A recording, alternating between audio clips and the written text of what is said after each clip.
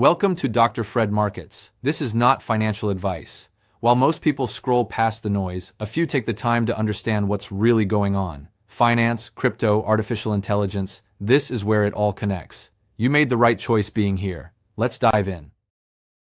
Retirement is about to get sold to aliens and you're asleep. Signal 1. NASA just circled 2027 in blood with Artemis 3, named the crew, and basically said, we're going back to the moon for real this time. That's not a sci-fi headline, that's a government budget line. When NASA commits to a crewed lunar mission, that means a multi-year pipeline of contracts for rockets, landers, lunar infrastructure, comms, and logistics. Translation: long-duration cash flows, underwritten by the only counterparty that never goes bankrupt, your friendly, tax-powered government. Signal 2. The S&P is sagging today, Nvidia's down more than 2%, and every tourist investor is still glued to the same AI's Mag 7 or die trade. Indexes are choking on mega-cap tech. Everyone's fighting over the same crowded theater exit, pretending that if they chant AI 3 times, earnings will teleport higher forever. Meanwhile, the companies actually building the hardware to shove humans back onto the moon are priced like boring industrial garbage. Signal 3. Shipping and freight rates, yes, the world's least sexy line on a Bloomberg terminal, are marching higher while Hollywood shovels another Disclosure Day blockbuster at you. You get a Spielberg alien flick on Netflix and in theaters. Wall Street gets a reminder that anything going to the moon, to spaceports, to rocket factories, to fuel depots touches the very real, very profitable backbone of global trade: ships, ports, and freight contracts. Here's the cliffhanger. Space is back as a national obsession, but the real money isn't in space stocks. It's in the tugboats feeding them. Everyone's stuck asking, which rocket company moonshots when Artemis launches? Wrong question. The smart question is, who gets paid every single time something heavy moves toward this new space race? Here's the mechanism nobody talks about. Crewed lunar missions multiply logistics. You need to ship propellant, parts, metals, habitats, comms gear. That means steel, aluminum, rare components, and specialty fuels heading from mines and factories to ports, then onto ships, then into spaceport infrastructure. Every extra ton into orbit starts as a ton moving through ocean freight. NASA's Artemis roadmap is not just a flag plant. It's a demand shock for heavy industry and global shipping.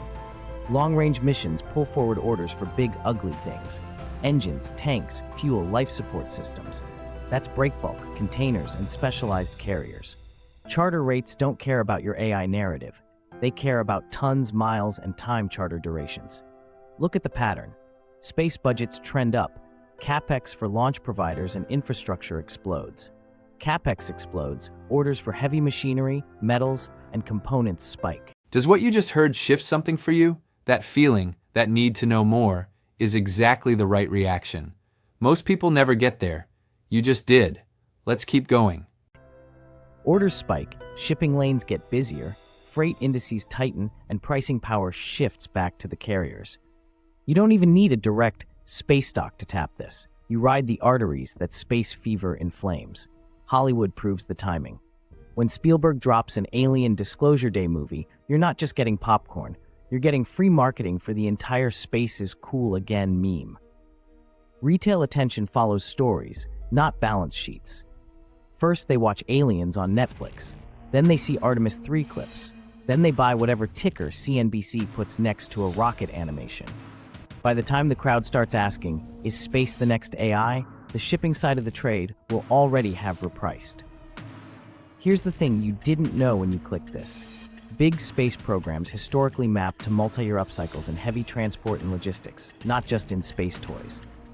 Apollo poured money into machine tools, materials, and the shipping lanes feeding them. Artemis does the same, with 50 years of compounding global trade layered on top.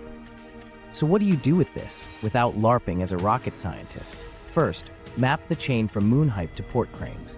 Artemis 3 in 2027 means real spend between now and launch. Contracts for hardware, fuel, ground infrastructure.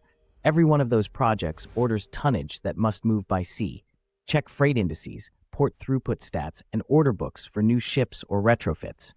When you see order backlogs rising while CNBC is still screaming about AI earnings, you found the disconnect. Second, separate speculation from toll booths. Single rocket manufacturers are lottery tickets. Shipping and freight operators with diversified cargo are toll roads.